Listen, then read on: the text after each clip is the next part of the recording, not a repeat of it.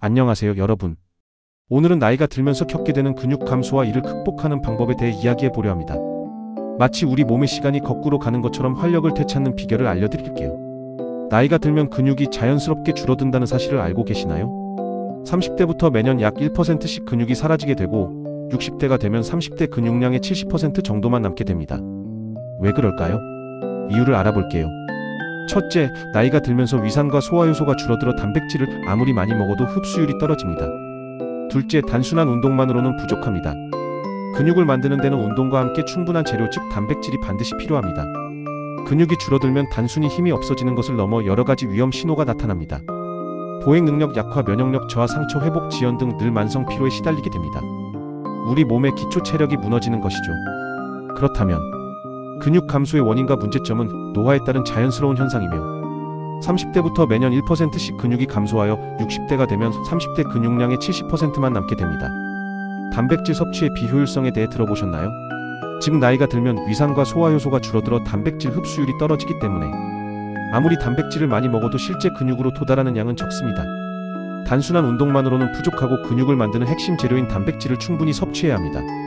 단백질 부족 시 나타나는 위험 신호로는 보행 능력 약화, 면역력 저하, 상처 회복 지연, 만성 피로 등이 나타날 수 있습니다.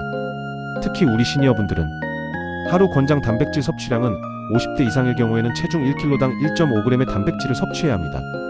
또한 근육 회복을 위한 식품을 섭취해야 하며 나이가 든 분들에게는 부드럽고 소화가 잘 되어야 하며 보조 영양소가 포함되어 있고 가격이 합리적인 단백질이 필요합니다. 그렇다면 어떻게 단백질을 효과적으로 섭취해야 할까요? 특히 나이가 든 분들에게는 소화가 잘 되고 보조 영양소가 풍부하며 가격까지 합리적인 단백질이 필요합니다.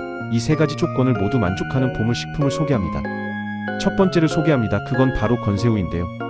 칼슘과 아연을 동시 섭취할 수 있는 재료이며 건새우는 건조 과정에서 단백질이 농축되어 생새우보다 훨씬 풍부한 단백질을 함유합니다. 특히 주목할 점은 칼슘과 아연이 풍부한 건데요. 건새우에 들어있는 칼슘은 뼈 건강에 좋고 아연은 단백질이 근육으로 합성되는 효소를 활성화해 줍니다. 단백질 보충제보다 훨씬 저렴한 것도 장점이겠죠. 두 번째, 황태포입니다. 부드러운 단백질의 왕이라 불릴 만큼 황태는 동결과 해동을 반복하는 과정에서 단백질 구조가 부드러워져 소화 흡수율이 매우 뛰어납니다.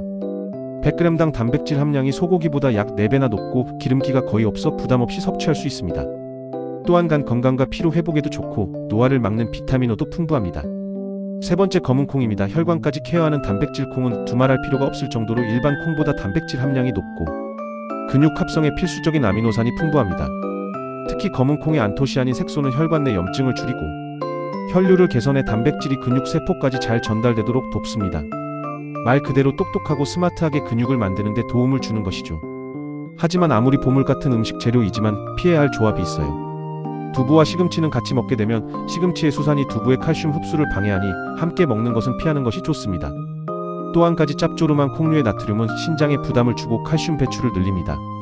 세 번째, 식후 바로 마시는 커피인데요. 카페인은 단백질 흡수를 방해할 수 있으므로 식사 후 최소 30분 정도 간격을 두는 것이 좋습니다. 이 음식들 위주로 균형 잡힌 식단을 실천하면 하루 종일 활력이 넘치는 것을 스스로 느낄 수 있을 것입니다. 이러한 식단과 함께 가벼운 근력 운동을 병행한다면 여러분의 몸은 긍정적인 변화를 보여줄 것입니다. 근육 건강을 위해 더 이상 늦추지 말고 오늘부터 시작해보세요. 감사합니다.